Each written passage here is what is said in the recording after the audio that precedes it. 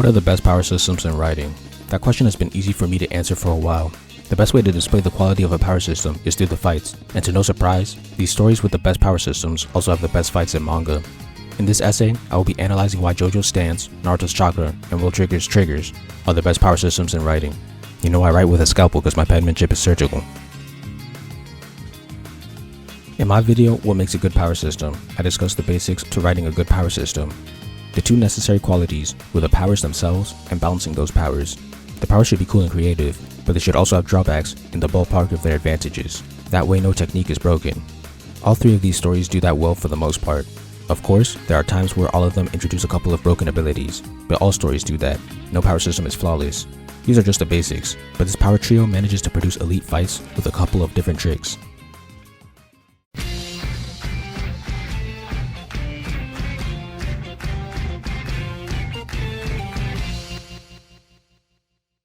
The first unique trait among this trio is the not an attack rule. I covered this in JoJo's Secret to Making Creative Powers. Basically, the power in question is not an attack on its own. Instead, it's more supportive. This forces the user to get creative to turn their power into an attack. JoJo does this several times.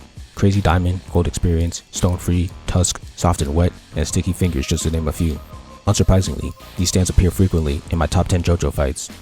Naruto doesn't do this as frequently, but it does have some abilities like this. The first main one is Kamui, specifically Obito's version. This allows him to phase through attacks.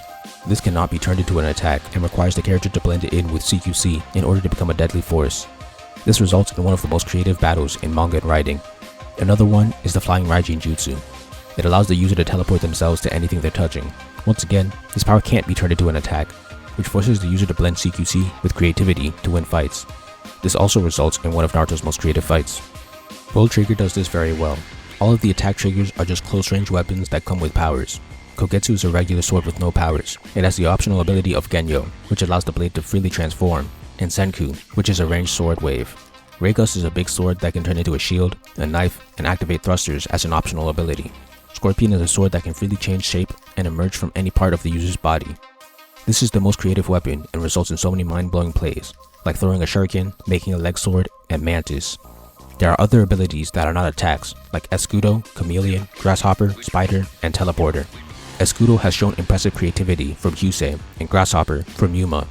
This is not to say that these stories have all powers as not an attack. JoJo mostly does, since part 4, but Naruto and Will Trigger have several powers that are attacks. Attacks can be creative too, shown by these two stories, but not an attack usually requires more creativity. These two take the best of both worlds and combine them for spectacular power systems.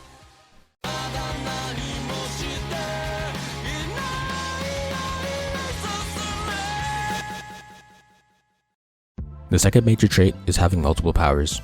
A common trend in manga power systems is that each character is forcibly given one power, and that's all they can use. Power systems that do this are Nen, Devil Fruits, Zanpakuto, Magic from Fairy Tail and Black Clover, Quirks, and Curse techniques. Chakra and triggers don't do this. The characters from the first list have to get creative within the realm of their one power. With chakra, characters can theoretically learn nearly any ability they so desire.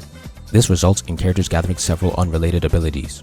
For example, Sasuke can get creative with Chidori by coming up with various forms, but he can also possess completely unrelated powers like Fire Style, Sharingan, Snakes, Amaterasu, Genjutsu, and Susanoo.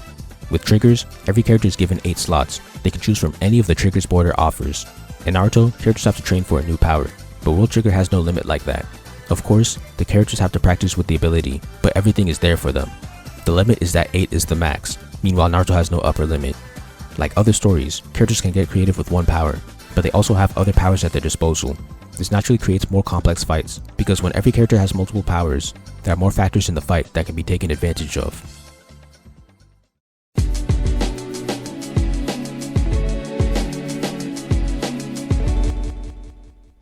The third major trait is simply having unlimited creativity in the powers. This is present in stance and chakra. The range of powers is basically limitless and ever expanding. Many power systems have creative abilities, but these two take it to another level. I already listed some powers from each story before, but here are some more. Stands have powers that can swipe away space, manipulate sound effects, turn people into books, replay events, deflate any object, manipulate kinetic energy, erase time, store power and restructure objects, and rewind time. Chakra has shadows that immobilize targets, powers that switch minds, attack internal organs, create illusions with music, weaponize the user's bones, reflect anything near the user, rewrite recent events, explode clay, turn corpses into puppets, and warp objects into a different dimension. While they aren't the only stories with powers this inventive, this type of creativity isn't normal in anime or manga.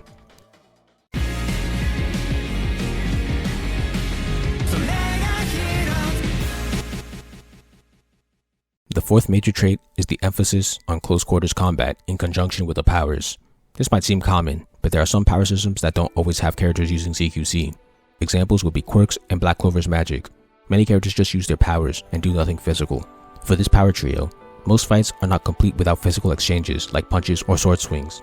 While good CQC is a type of strategy on its own, when fused with the already creative powers, this just enhances the quality of the fights with new layers. Jojo does this with fights like Josuke vs Kira or Giorno vs Bucciarati.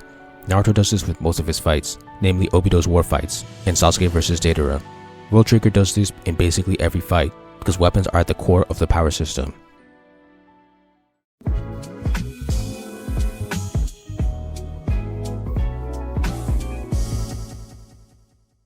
In conclusion, when you have balanced powers, combine that with powers that aren't attacks, allow all characters to have multiple powers, make the powers insanely creative, and mix in CQC, you get some of the most elite power systems coupled with some of the most elite fights. Thank you for watching. Please like, comment, share, subscribe, and help me revolutionize the manga industry by buying my manga and spreading the word. All important links will be in the description.